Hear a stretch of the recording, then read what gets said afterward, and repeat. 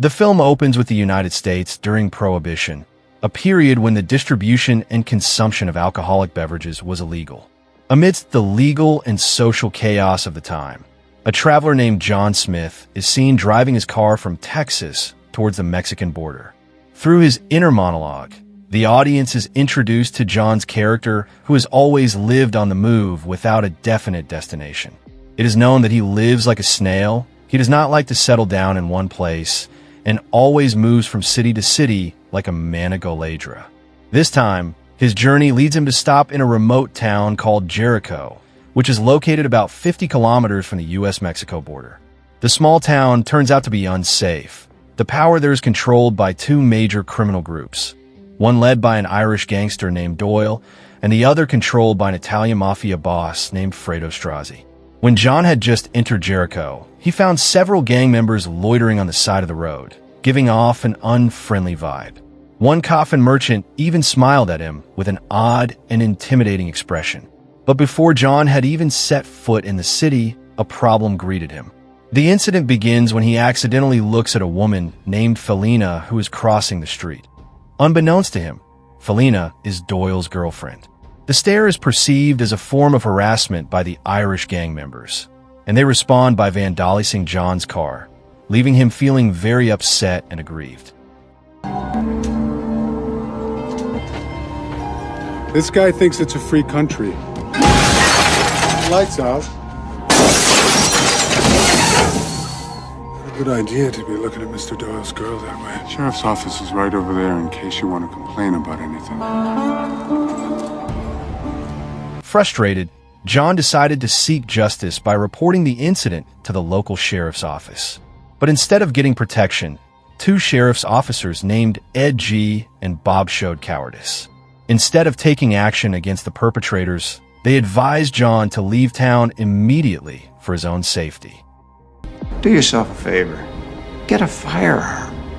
While waiting for his car to be repaired, John walks to an inn and decides to have a drink at a bar owned by a man named Joe Monday.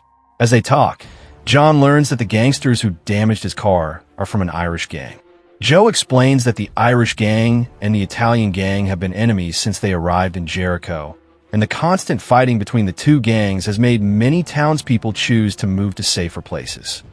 Gangs took over this town, run off all the regular folk. Some damn sheriff making a profit just staying in the middle, drafting off both sides. They don't like each other much. What the hell are you doing? After Joe tells John where the Irish gang's base is, John returns to his room and readies his gun, intending to confront Doyle's men who have damaged his car. When John arrives at the Irish gang's headquarters, he asks them to pay compensation for the damage to his car, but instead of settling amicably, Doyle's men try to shoot John. Realizing his life is at stake, John pulls a gun and shoots them dead first. You're clear who you can and can't be looking at around here.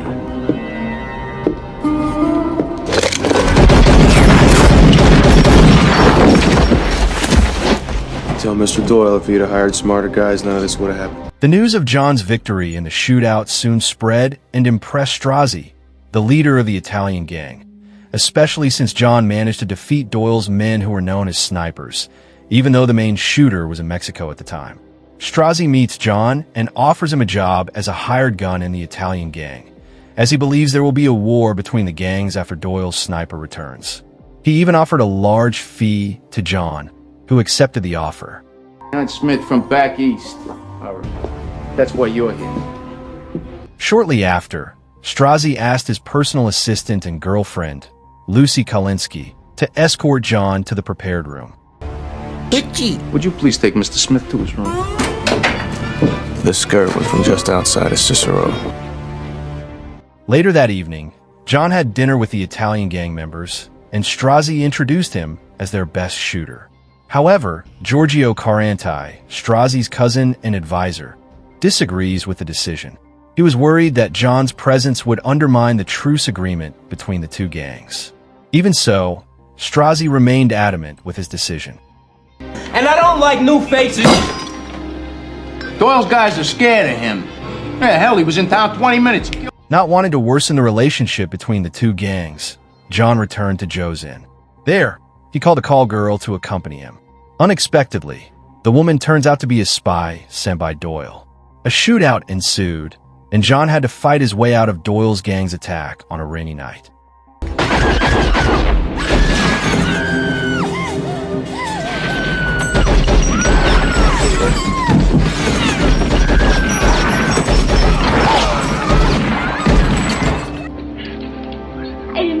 Who set me up? He said they killed me. I didn't have no choice. Give me your name.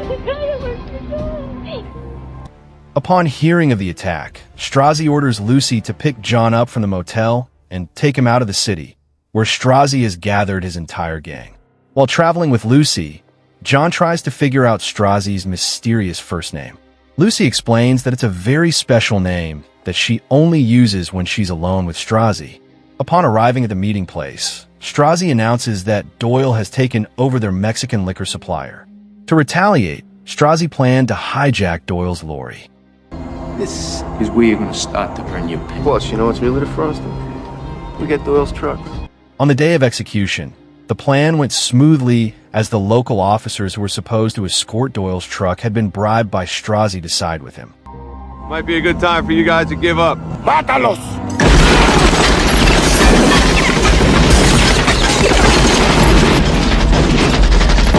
Later, John visits Ed at the sheriff's office and asks him to make sure that the call girl who was caught as a spy gets out of town safely, because otherwise, Doyle will most likely kill her. John also tells Ed that the Strozzi gang has hijacked Doyle's truck and suggests Ed sell the information to Doyle for $1,000. At first, Ed hesitated for fear that the information was fake. He also told him that Hickey, Doyle's right-hand man, was very dangerous as he had killed his own father when he was 10 years old and burnt down the orphanage where he grew up at the age of 15. John assured Ed that his information was accurate and asked for a share of the proceeds. Sometime later, John visits Lucy to get information about Strozzi, which he plans to sell to Doyle. John promised to share the money with Lucy if the transaction was successful. Lucy, who secretly liked John, could not refuse his request, especially after John managed to seduce her to spend the night together. The baby awake for you to get your hands on some of the inside word. Notice how weak. The next day, Doyle came to offer John to join the Irish gang and promised a big payday. John did not immediately accept and asked for time to think. Would you like to kill Strozzi? That little punk Giorgio. We need somebody nice and neat like you. I'll think about it. The hell you holding back for? Tell Hickey I said hello. After the meeting with Doyle, John returns to Strozzi's headquarters and declares that he wants to leave the Italian gang. Giorgio was angry because he suspected John had received a more lucrative offer from Doyle. John did not explain anything to deliberately trigger tension between the gangs.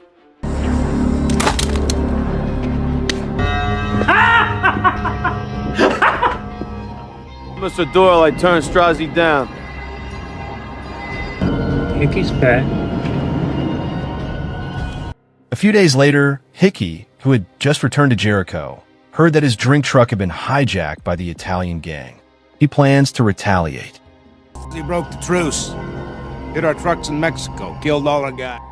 When John checked his car at the garage, the mechanic said that someone was asking about the car's owner. John suspects that Giorgio is plotting to kill him. Realizing he was under threat, John decided to pit the two gangs against each other. He called Giorgio and claimed that Doyle had found out about the truck hijacking and was planning to kill Strozzi. John says that Strozzi is now working with Ramirez, the police chief at the border. Although John is no longer part of the Italian gang, he assures Giorgio that the information is valid. Later that evening, John meets Lucy to exchange information. Lucy tells him that Giorgio is going to Mexico to meet Ramirez.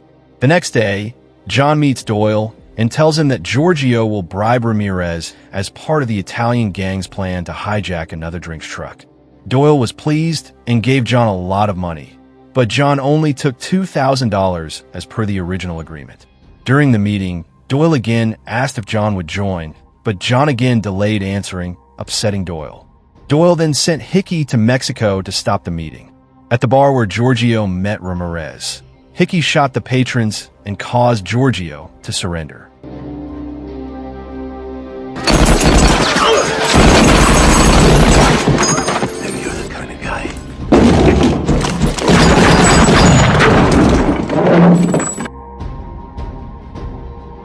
Meanwhile, John visits Felina, who is praying in an old church. Felina tells him about her past. She was once married to a poor man and had a daughter, but Doyle kidnapped her and caused her child's death. Felina said that the church was the only place that was safe from Doyle's surveillance. All I had left was to pray. Tell him he wants him back to bring us 100 thou out to the crossing. After returning to town, John meets Captain Tom Pickett, a senior Texas Ranger. Tom asks for John's help to remove the gangsters from Jericho and gives him 10 days to get it done either way.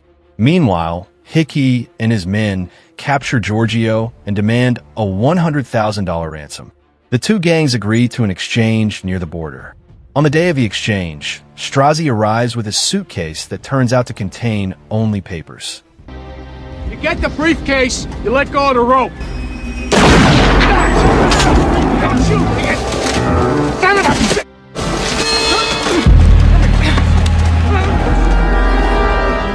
He also kidnapped Felina and forced Doyle to hand over Giorgio. Because of his love for Felina, Doyle agrees. I'm gonna settle things with you, Strozzi! I promise you walk back!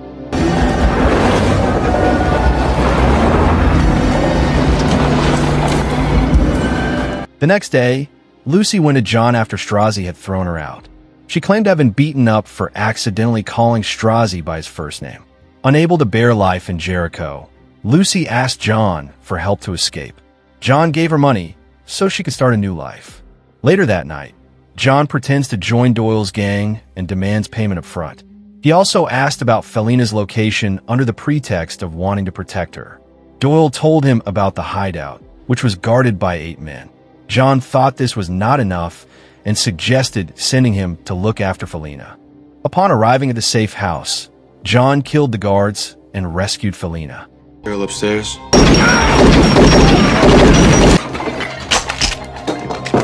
No! He gave her $1,000 and told her to get as far away as possible. Before leaving, Felina gave him her cross necklace as a token of gratitude. The next day, Doyle came to the place and did not find Felina. John made up a story that he found the guards dead and Felina missing. Ryan, hoping maybe she'd come back. Must have taken 15 or 20 of Strozzi's guys to pull this off. We gotta hit Strozzi soon. Doyle believed him, but Hickey was suspicious. Doyle then ordered an attack on Strozzi's gang. After Doyle found out John was lying about finding Felina's necklace in his jacket, he ordered his men to beat John up.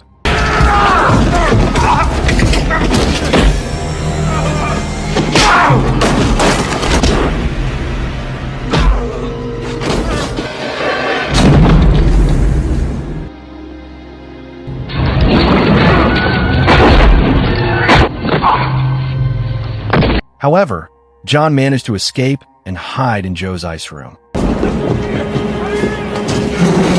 Checked all over. He ain't upstairs. Little fella, doesn't want to talk to us. We're going to the roadhouse. You better be right.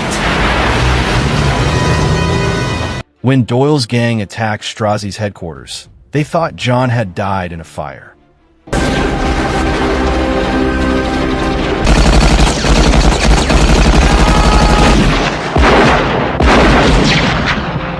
Go inside. Pull out Smith's body if you can find it. Joe then took John to the old church.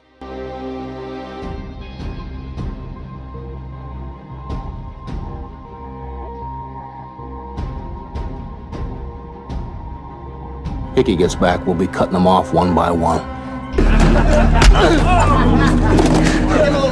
Ed soon informed him that Joe was arrested and tortured for not revealing John's hiding place. Feeling indebted, John returns to the city even though he is not recovered. He attacks Doyle's headquarters and saves Joe.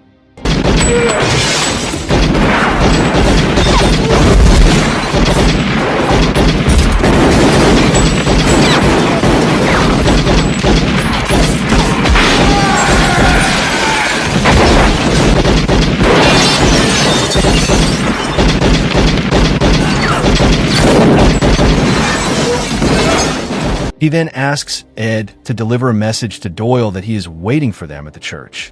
When Doyle and Hickey arrive, John declines the offer to join them. Suddenly, Joe appears and shoots Doyle. In the chaos, John finishes the job and kills Doyle. We won! We won! I'm telling you, we can be partners!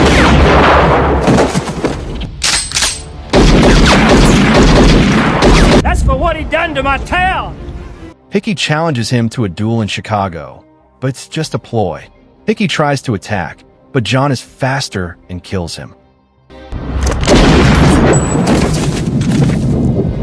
Goddamn, I wasn't real sure this old gun is still shooting. In the final scene, John takes the cross necklace from Doyle's coat and drives the gang car towards Mexico, continuing his journey.